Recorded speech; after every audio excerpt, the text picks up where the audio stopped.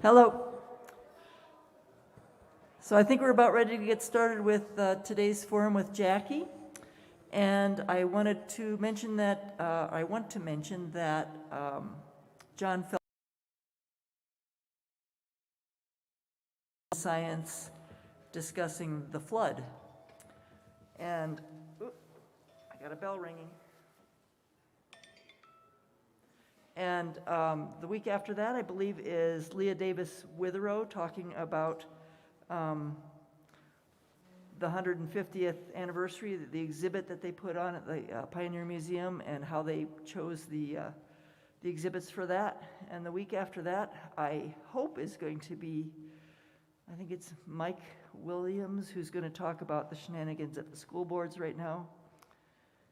And the week after that, I think, is Easter. So that's what's coming up. And then JWW after that. But so keep an eye on the bulletins and announcements, because just the way it's been since COVID started, we have people that suddenly can't speak or suddenly can speak, and things are a little bit more shuffly than I would hope. But so far so good. Today we have Jackie talking about her experience with the conversation.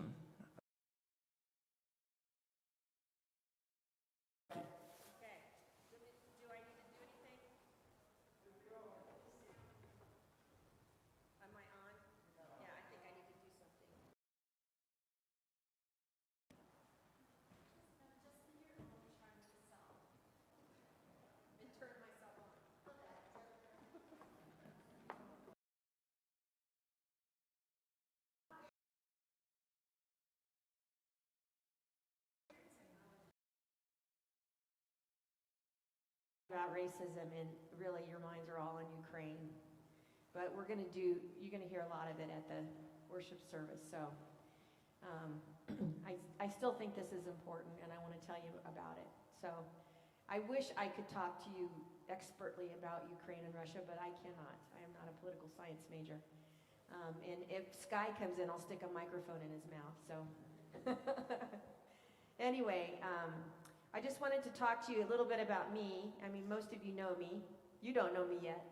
I'm the associate pastor here, and went to seminary at Eastern Baptist Seminary in Philadelphia. And it was there, there's an Eastern grad over there. What is racism? Until then, I was swimming in the waters of systemic racism and white centrality, and had no idea that racism was as bad as it was. And so I had a mentor. Her name was Eva Bird, and we spent 2 years coming up with a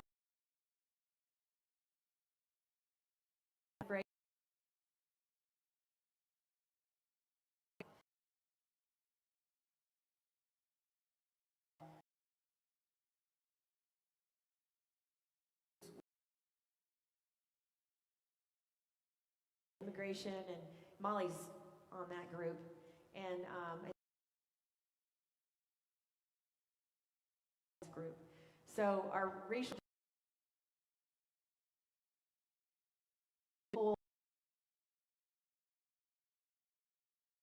came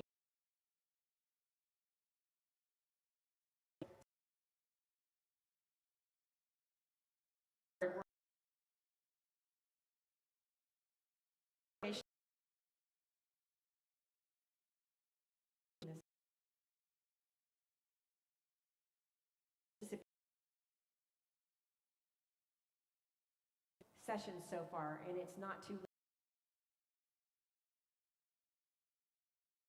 Because if you can't join in on Thursday night, I want to offer another alternative for you. But this is why I relate to this. I mean,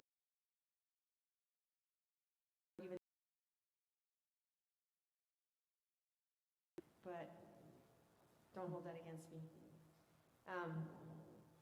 So in the introduction, Robert Linvingston says, "My hope is that the conversation will bring people together to talk honestly about race, with the goal of creating profound and sustainable social change. What differentiates the conversation from many other books on race is that it is neither a thesis nor a testimonial. My primary aim is not to bolster support for racism. You can find several superb inspirational examples of these respective genres, including Stamped from the Beginning by Ibram Kendi, which I have read. Excellent book. And Between the World and Me by Ta-Nehisi Coates, also an excellent book. Just to name a couple. Instead, the conversation is a tool. It's a roadmap and a compass for our shared journey toward a more racially just and equitable destination. Its goal is to help us collectively make progress towards solving the perennial problem of racism, particularly as it relates to anti-Black racism in the United States. It's an ambitious endeavor, to say the least, but I am optimistic. Okay, this is the part that hooked me, okay? However, it's not blind optimism. Here's a little known truth. Racial equity is an achievable goal. I like it when people are really, it's an achievable goal. That's not just my opinion. Logic, data, and scientific evidence all speak to the solvability of racism. Okay, I'm in. In addition to being achievable, racial equity is desirable. And then he goes on to say how they've done a lot of data collection on is racial equity, is that something that you think is important for the United States? And they've polled people from all different racial backgrounds, and over 90% of Black, Asian, Hispanic, and white people have said yes, for the progress of our nation, racial equity is hugely important. And I think a lot of that came about after the summer with the whole thing with Ahmaud Arbery and George Floyd, and for us locally it would be Devon Bailey. So all those things I think has raised our consciousness as a nation and has called our attention to, okay, now what do we do? And so I have been in that boat too, where, here I am, this good-intentioned, raised in the white culture, white centrality, and I want to do something, but I don't know what to do. How do I do anything? And so that's why this was attractive, because it talks about a process. And so I have up here, I didn't know whether you would want this or not, but I have up here this is his process that he uses in the conversation. And you could use it for any process. So hold your hand up and I'll give it out to you. But like if you were talking about anything, you could use this process. So I think it's important to, and Robert Linvingston, let me tell you a little bit about him. He's a Black man who, thank you, it's on the back cover. That way I'll get everything he's done, because he's pretty amazing guy. Dr. Robert Linvingston, social psychologist, one of the nation's leading experts on the science underlying bias and racism. Research has appeared in New York Times, Wall Street Journal, Harvard Business Review. For 2 decades, he served as a diversity consultant to scores of Fortune 500 companies, and he's the public sector agencies, nonprofit organizations. He has held professorships at University of Wisconsin-Madison, Northwestern University's Kellogg School of Management, and the University of Sussex. Training, diversity training. Here. How was it? I know. Yeah, it was a different time, but mostly diversity training has been very difficult to do, because you get these companies who say, oh, we got to do diversity training, just you're checking off the list, right? And it's a mandatory thing, and everybody has to show up, and then you're all sitting there, and nobody knows how to talk about it, right? And so a lot of diversity training is just a waste of time, and it's hard to do. But this guy has found a way to make a difference in these companies, and so that's why he wrote the book. So people said, you need to write this down, because other people need to know this. So that, let's see. if everybody, so I will, let me refer to that. Maybe I should refer to that first. But here are my notes I wanted to tell you. I'm mostly doing the introduction of this book, just so I want you to get excited about it, because I think it's an important piece of the puzzle. It is for me anyway. And I don't feel like I have a lot of time, because I only have the next year. And I want to leave, I'm going to be doing anti-racism work the rest of my life. I know that. Social justice work, or all of that. But anti-racism is a key thing for me. I think it's one of the most important things in the nation right now. That and nonviolence. But I want to leave this, I just want to leave this hunger in the church for this kind of thing, because Rocky Mountain Conference has taken on and said, look, there are these if anything's going to change, if the society is going to change, it's going to change not just with individuals, but with whole organizations. And so organizations like Nike and all these other, they're going to change culture. Well, who changes culture like church? I mean, we need to get on board here. I mean, this is not something we need to be, twiddling our thumbs about. And so Rocky Mountain Conference and the denomination have taken on this thing of, let's be an anti-racist organization. And so I applaud Rocky Mountain Conference for doing that. And they've put money towards it, and they've hired Dr. Anthony Scott, who has done this diversity training in lots of different places too. And he's the one that brought this book to our attention. And so on the Thursday night groups, the first one we had like 85 people. And the second one, something was happening and a bunch of people were missing, but I think the next one will be huge. But the most important thing about this Rocky Mountain Conference training, this is what I think is so important about it, is not only are we, we're in a, when you're, now it's going up my nose. Not only are we in this group of UCC people, we're getting to know these UCC people from 3 states, right? That's our conference from Colorado, Utah, and Wyoming. Not only are we getting to know all these other people from other churches, and we're building community among them and talking about a really hard topic like racism, but did you know that we have black churches in the UCC? I mean, I don't know if you knew that, but there was a lot of black folk on this conversation, and that's hugely important for us who are mostly white. We need to be hearing and discussing with people who have experienced this in a different way. And so that's what I found to be hugely important about this one. So I can't duplicate that. I mean, I could, unless we, one of the ideas the Racial Justice Committee had is like, well, let's partner with a black church. Well, who do we partner with, and how do we approach that? And how do we, hey, we want to be anti-racist. Will you join us? A bunch of white people. What do you? No. So it's a hard thing to do, and this is a great start, I think. So if you can join this UCC discussion, do it. Because we as a denomination are trying to make a change. And I think that's the best way to do it. Okay. Let's see, I have some notes here. I think I've said a lot of, the primary goal of the book is to provide knowledge to facilitate informed conversation and action. And he talks about the education, conversation, action in that order.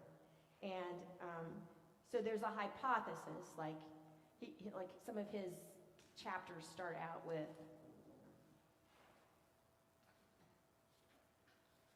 here's the hypothesis. Do we all believe that racism exists? Does racism exist? Okay, so that's the hypothesis, you have to decide whether it exists or not. And so there's all of this data, scientific evidence, whether it exists or not. And you discuss all that data, and you find out, is this true? So you test the assumption, and the assumption is tested in you have to provide the context of that test. And then testing goes on for years and years, so that they can move beyond the presumption to actual knowledge and call it hard evidence. So when you're sitting around discussing racism at the dinner table at Thanksgiving, or maybe you wouldn't do it then, but when you're discussing it, and you're presenting facts, and the person across the table from you says, I don't believe racism exists. Look at Oprah. Look at, Jay-Z. Black people got it good now. They're not enslaved anymore. And then you tell them, I believe racism exists. Well, I don't believe racism exists. Well, why don't you believe it? A lot of that belief system is something that you come in with a preconception. It's not based on science or data or evidence. It's based on their experience or their perception or their assumptions. And so when you go into that relationship, and what he was explaining too is that when he goes into these groups to do diversity training, that's the kind of people that show up. The people that have, there's not racism. This is a waste of my time. And so he has developed this pattern so that you can hear the information and then discuss it. That's what the conversation is. Discuss it. What is it you don't believe about that? Where is that coming from? What is that like for you? And that's when it starts to sink in. That's when people start to change and shift. Okay. Oh, he gives this example. If you know how to bake bread, you know that it takes yeast and what does it take? Baking soda. Who bakes bread in here? Tell me how you bake bread. Yeah, yeast, baking soda, flour. Why does it make bread? Do you know that? Do you know why the yeast is important? Do you know why you have to punch it down? Yeah. Yeah. So what he's trying to say is that his managers, the people that he trains, which is also pastors and councils and leaders of churches, we're all kind of like these cooks, right? Like some of us know how to make bread, but we don't all know why. Why does the bread rise? Why does it do this? Why do you have to do this? We have this cookbook. He's hoping bread, they know how to follow the recipe, but I don't know how to do this. So he says, end of the book, you will be well on your way to becoming a master chef. So, a comparison. So that when you find yourself without a cookbook, with step-by-step instructions, you'll be able to draw a foundation of knowledge. So he uses the example of Chopped, where they throw a bunch of stuff at you and you have to create something. Well, you'd have to understand how food reacts chemically and why it works before you could do that. So he's saying, after this book, this is my hope, you'll be able to draw on a foundation of knowledge to guide you with a deeper understanding of what it is, what racism is, where it comes from, and when it is likely to emerge, and how to intervene to provide situations or solutions when it occurs. So that also sold me. I want to be in on that.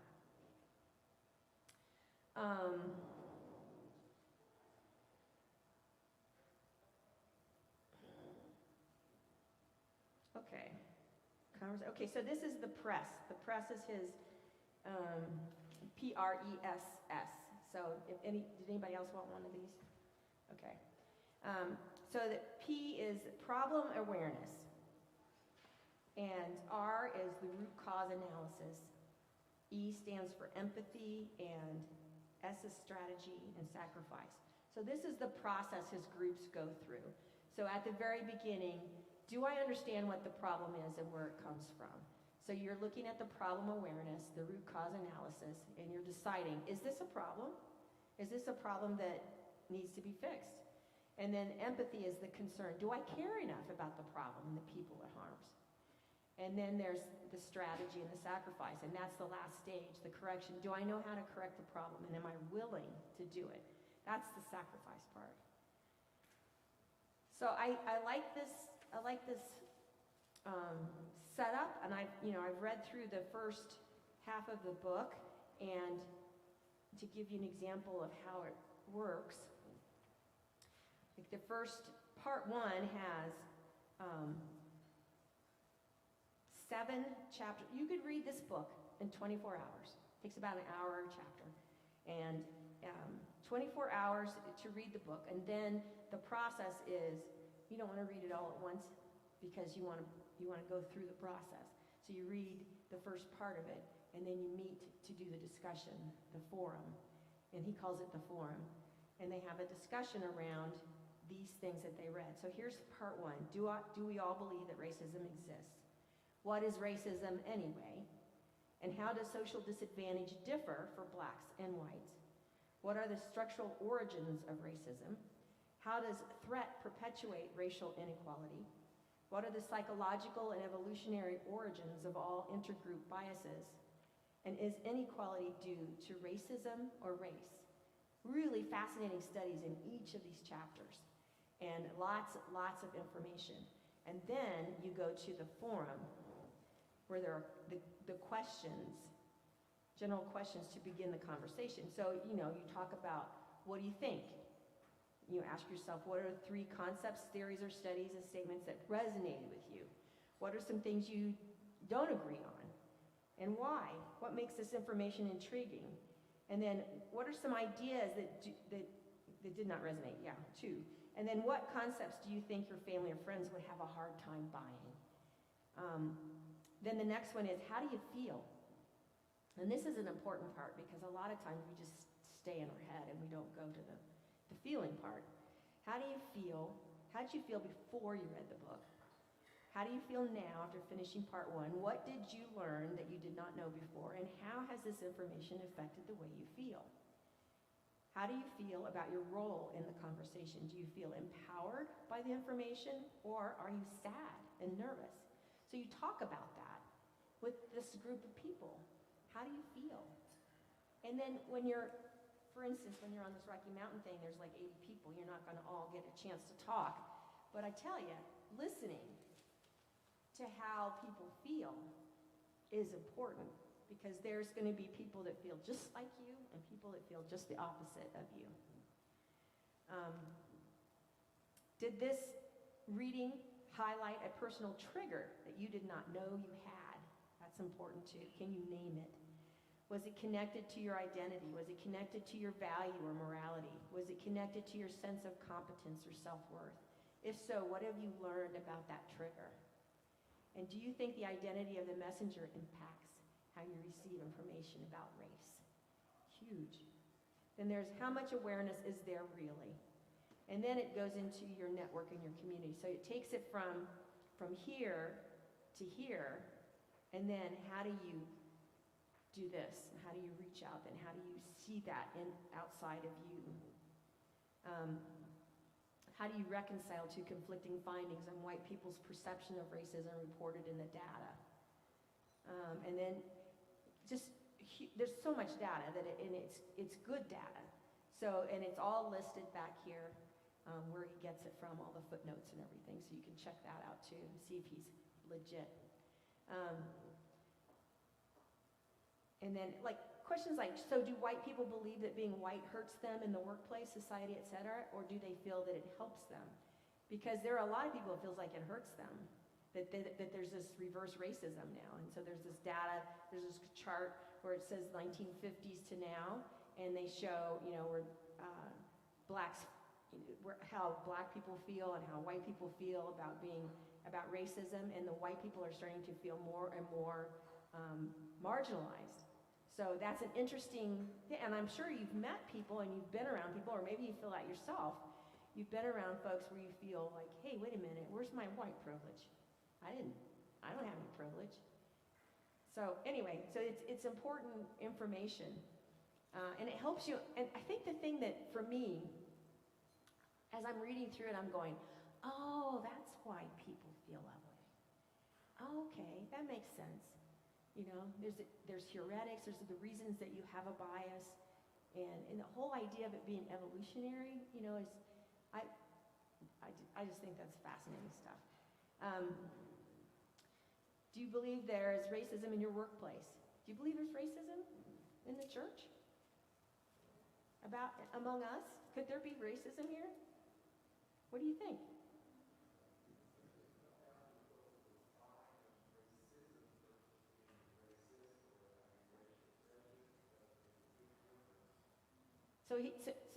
Mark's talking about the difference between racism and racist.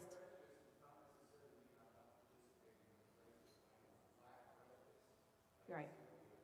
He's not necessarily, so you're doing a whole second chapter. No, but it's important.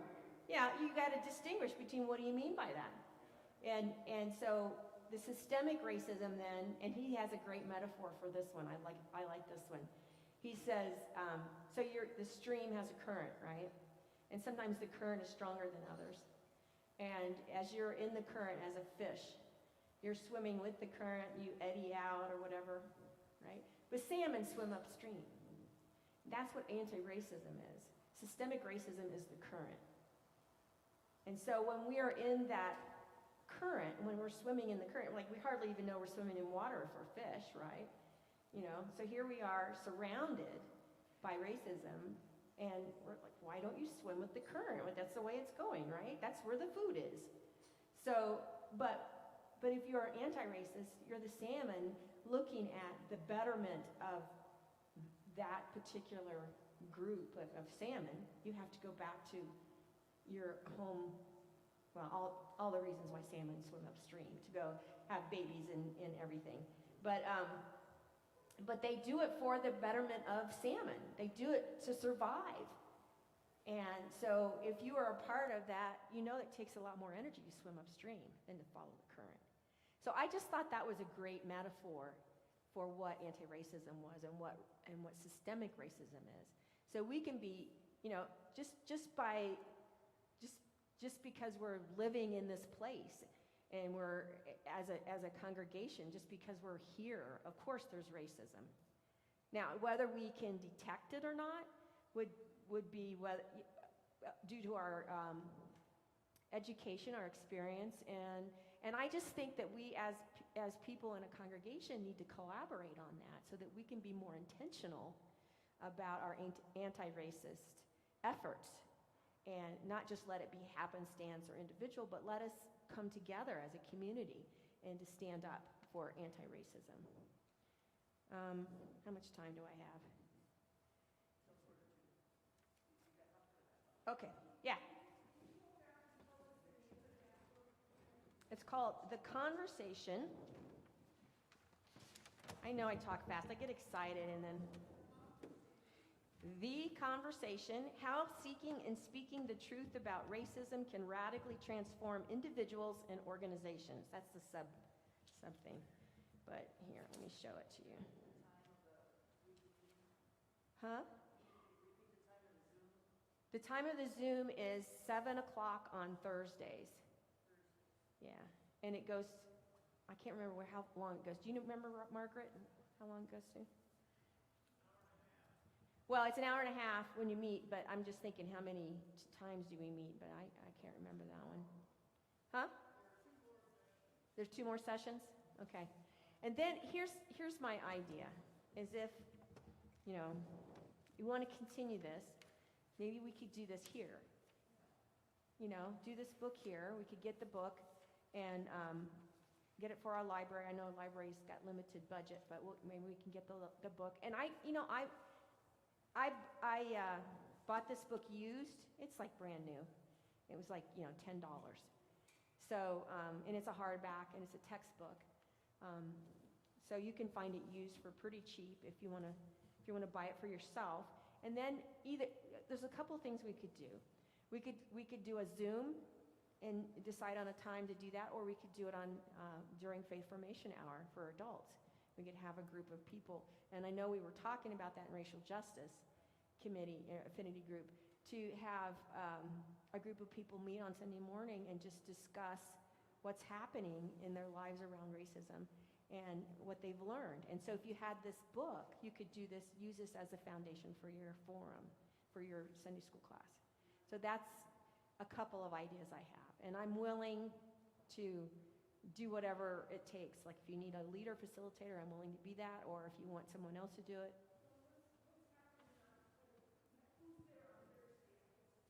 Who's there on Thursday? Okay, for people who aren't familiar with UCC, you know that we have congregational polity, so that means that the church has its own organization, right? So then we have a covenant with the Southeastern Association, which is all the churches in this area.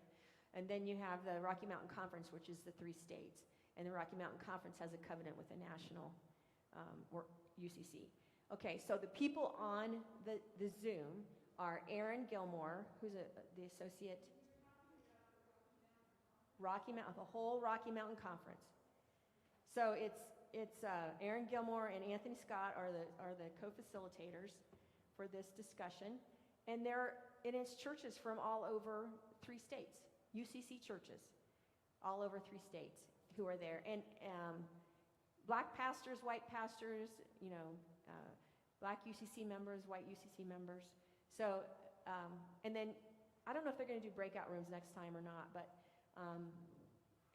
it's just fascinating just to be able to listen to how does somebody who is a member of a black church hear this, and does it resonate with them? And what do I hear when I hear? Does it resonate with me? Where's that difference, and what is that like? It's just good stuff.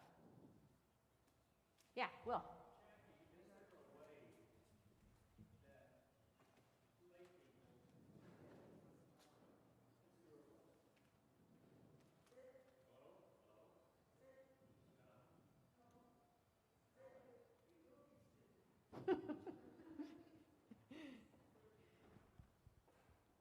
Can you all hear me?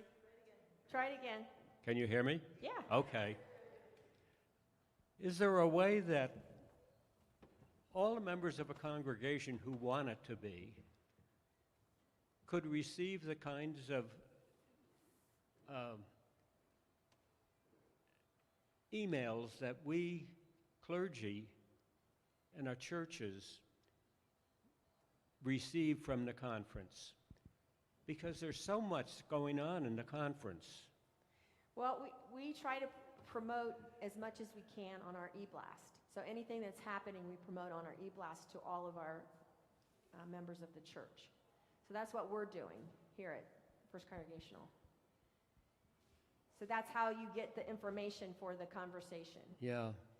And we post links to those places. We post links to the places so you can just click on it and follow the link. Yeah. It's Yeah. Jackie, what they were saying is that anybody can get that information if they sign up to be a part of it. They don't just have to be pastors. No, you don't have to be pastors. Okay, so anybody can be a part of this discussion. You don't have to be a pastor. You just click on it to register for it, and they send you the link, and then you go on. It's in your email, and they want everybody to be a part of it. And Mike, were you implying that you could go to the website of the Yeah, you can conference go to and the just Rocky Mountain and just website. sign up for Rocky Mountain Conference emails in general? Yes, you can sign up for Rocky Mountain Conference emails as well. They also have some that are specific to the racial justice arena. There's a whole group that just goes there that you can actually get information in. Yeah, whatever your interest is, you can get emails specifically for that. So you could get lots of stuff from racial justice from the denomination, from the whole UCC denomination. There's even a whole section of Just Peace. You can find out everything that's going on in Just Peace in the UCC. Okay, yeah, so you can it's Rocky Mountain Conference, UCC, Google that, it'll take you to the website. You can find out what's happening in our conference. If you want to look at the denomination, it's ucc.org, UnitedChurchOfChrist.org. Okay, we'll do that. We actually do. Do we? We have a section on Just Peace in every e-class that comes out on Thursday that have the links and the information that you need. When you give him a microphone. It's in there every single week. Okay, so Mike's talking about how we have a whole section of Just Peace in our e-blast. And if you click on it, there's a lot more there than at the first meets your eye. And it tells you all kinds of stuff that's happening in Just Peace in your own congregation. And then it lists links so you can find out more about what's happening. Yeah, Lisa. The author's name is Robert Linvingston. Any other questions? I'd be sort of interested in hearing a little bit about, you're saying that when members of a black congregation or a black pastor talk about this, it's different. Can you give some examples of conversations that you overheard or participated in? One of the comments was feeling a little triggered whenever in the book he refers to, instead of black people or people of African descent, he would say blacks. And then he would also say whites. So that was kind of interesting, the reaction that people had. And then there's this part about, what I liked last time was they were talking about what things trigger you, and everybody was sharing different things. I shared some things too about in the organization where you get startled by racism and things that's happening around you, and you're like, whoa, I didn't know that. But even though I've had all of this education, right, and have all these experiences, I still get startled. I still go, whoa, I didn't realize that was racist. And of course, it's just going to happen. But the difference is that when I can be startled by it and come back and go, okay, so let me understand this. Let me have a conversation with you. Let's discuss this. Let's make this right. And I think that's the difference, not being afraid to move forward or move ahead and to move into the next step. So he's also hoping that you become more confident about talking about racial issues. It looks like choir needs to meet. 5 more minutes? Yeah. Oh, Denise. thank you. I have a degree in sociology, and for many decades, I have said this: everyone's point of view is only as broad or as narrow as your experience so far. So if we haven't had experience with this, we don't know much, right? We can say intellectually that we don't approve of this, but so if you want to really understand, broaden your experience, and this book certainly sounds like a great way to start. Yeah, and again, it's not just the book, it's the conversation that happens afterwards. Yeah. Anybody else?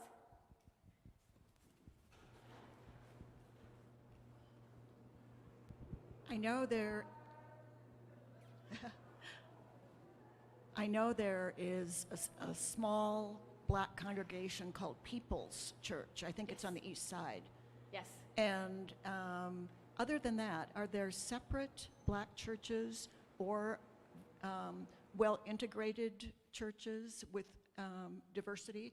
We're not talking just about blacks, right? It's other Right. people in Right. a situation here that frames this book or that applies to it. Yeah. So how do the conversations when people are, and I totally agree, if your experience has not been to interact and have those, whether through the workplace or through the neighborhoods or the organizations you belong to, how do you have the experience really with maybe racism? You can read stories about it, you can say, oh, I think I know something, oh, that seems a little familiar. But really being up close and personal is a whole different thing. And Yeah. also being with people that you can discuss and talk with who are reading the same thing. That's why some book groups that I've been in, there are some African American folks in it. Uh-huh. And I always want to hear from them because I don't Right. know what their take on it is, what their Right. experience has been. So that's important if we have it here, which I would be very interested in participating, to have people help us understand their perspective and their own experience, not just through the book, which gives you something, of Right. course, Right. but the discussion that comes after it, and then the action. What's helpful, what's maybe, not. Maybe some of us can invite our black friends to this study, and we can all discuss it together. I don't know. We have different races in our congregation, but I don't think we often recognize that we don't bring that out. Are you Asian descent and your Hispanic ancestors and all of that? We don't talk about that. Why don't we talk about that? That's important stuff. It's who we are. Do you know about the Story Church that's over on Circle and Airport Road? Circle and Airport, the Story Church, no. Yeah, I was there last night at a Black History, and I Yay. probably was one of 5 white people there. But the minister is white, and he's very outgoing. He wants to welcome everybody, and I thought he might be somebody to either bring here or invite to something, because Cool. he has a very integrated congregation, predominantly black, I believe. Yeah. So it might be interesting to hear his viewpoints. And Send me his name if you can. Okay, I think you might have done that once before, but I hadn't followed up on it, so okay. thanks for reminding me. Yeah, Agnes. I wish we could have speakers are good and whatever to get here, but I wish we could invite another, like a black church to come here and have a combined kind of ceremony or a conversation with them. Like, yeah, or us go in there. the Black Church. Just go there. We would Yeah. visit them and say, well, I'm not sure We'll be we would invited. be. Yeah. We'd go anyway. And I think that could be the outcome of this So of there'd this just group. be more than just a handful of white people there. Right. We'd come and say, we want to know, what can we do for you? What can you do for us? You know. Develop a relationship.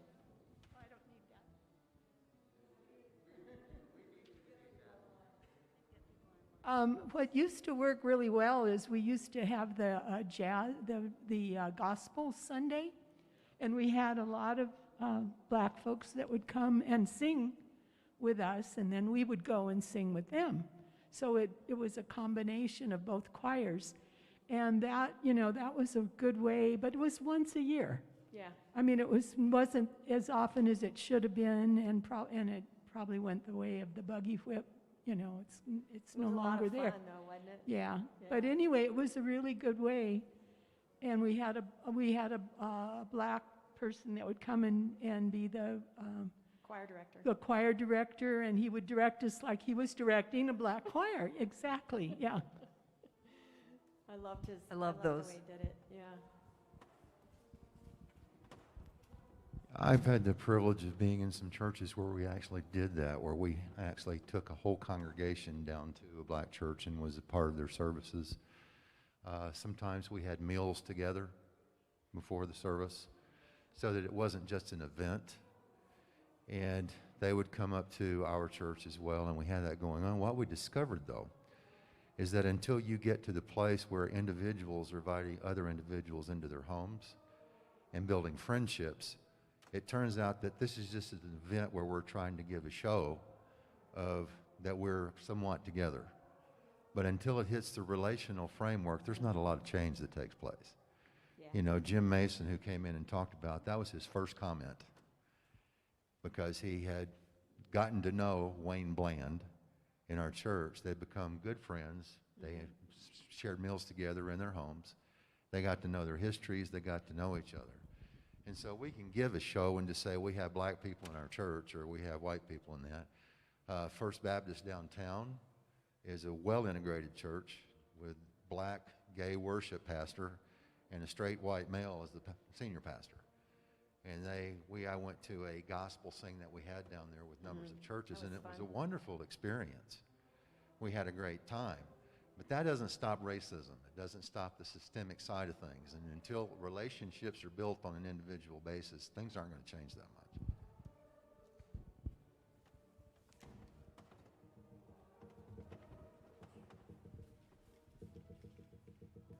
A couple of comments. One, on the way to church today on NPR, there was a discussion about integration through churches.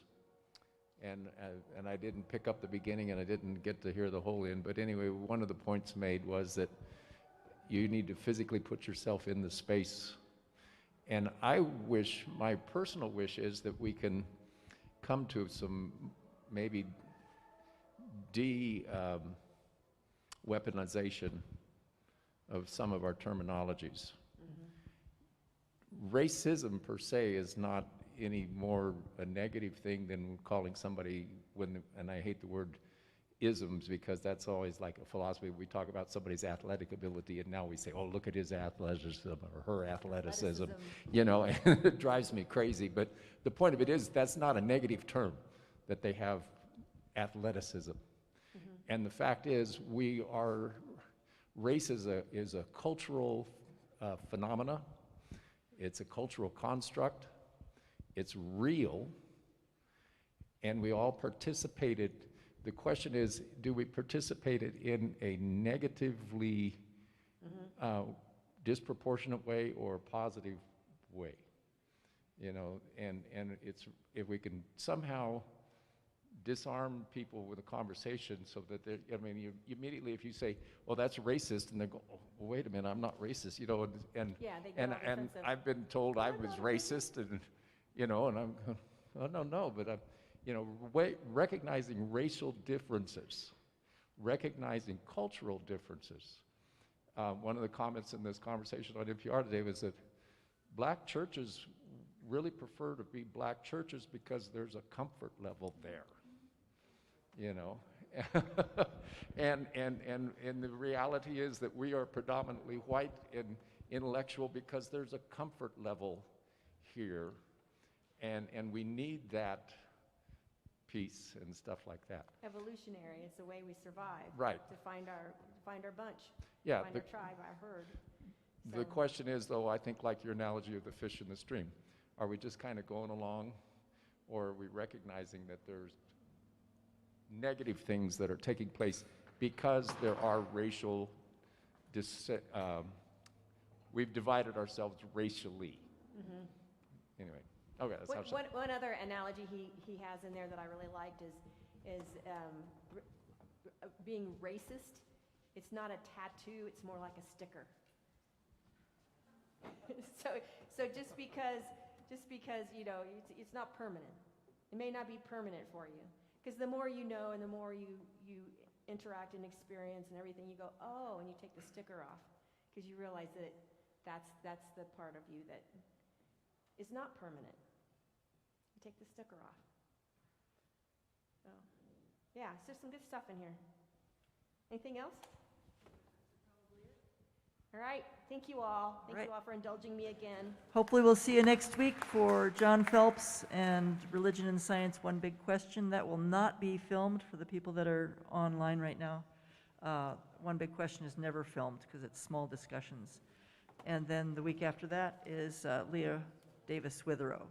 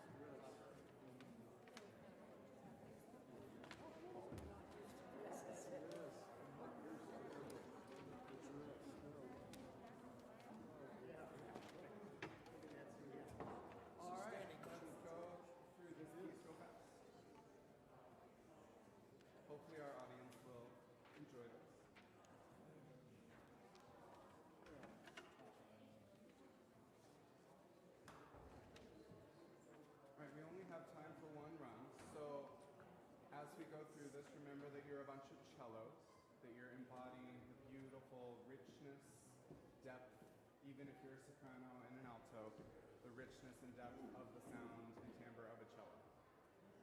And whenever you think about that, you all sound completely different, and it's amazing. So